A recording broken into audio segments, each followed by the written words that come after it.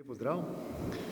Ja, ideja po tovrstni monografiji je tlela na našem inštitutu in pa pri sosedih v Narodno-univerzitetni knjižnici že vrsto let, lahko rečem, da kar desetletje.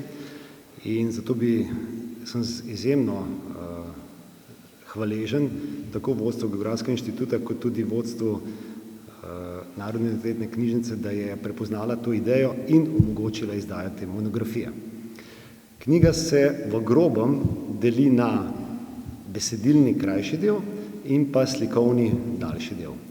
V besedilnem delu smo avtorji nekako v 3 poglavjih orisali zgodovino kartografije v Evropi, podali osnove kartografskim prikazom slovenskega in tudi širšega ozemlja, nekako od srede 16. do 20. stoletja, in pa ovrednotili zemljevid kot kulturno dediščino.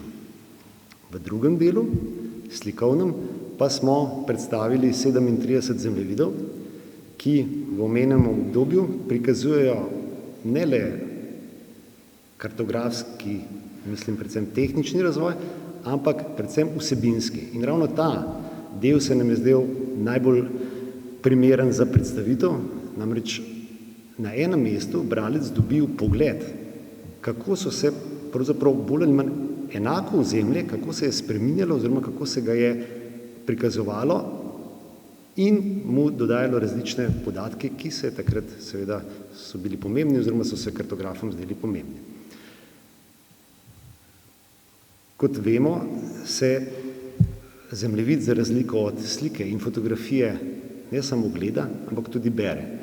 Zato smo prepričani, da se glavno branje začne šele v slikovnem delu, namreč vse zemljevide, oziroma skoraj vse, smo sicer bili primorani pomanjšati, vendar format knjige, ki je kar velik, omogoča, da se lahko skoraj vsi zemljevidi tudi berejo. Seveda to ni bilo možno pri zemljevidih, ki so že v osnovi tako veliki, recimo 1,5 m krat 1,5 m in večji, vendar teh ni toliko, smo se pa nekako približali bralcu zopet tudi pri posameznih in naredili izreze ter jih opisali. Knjiga ne cilja samo na slovenskega bralca, ampak tudi vsaj naše sosede, namreč vsa ozemlja, ki so prikazana, se seveda tičejo tudi naših sosednjih držav in pa seveda tudi širše. Zato smo jo izdali v slovenskem in angleškem jeziku. Prijetno branje, hvala.